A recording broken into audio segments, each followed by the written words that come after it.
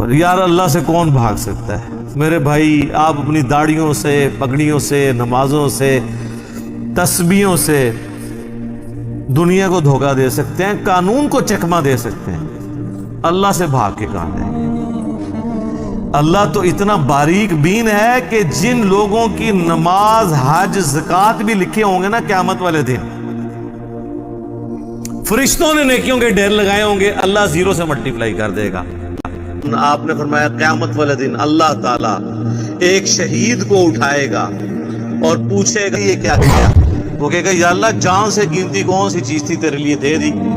تو اللہ تعالیٰ فرمائے گا تو نے جان اس لیے دی کہ لوگ تجھے بہادر کہیں، تو دنیا نے تیری بڑی تعریف کی، تو دنیا سے اپنا اجر لے چکا ہے، میرے ہاں کوئی اجر نہیں، اوندا منہ کر کے جہنم میں. فرشتوں نے اسے شہید لکھا ہوا ہے. اللہ نے کہا نو،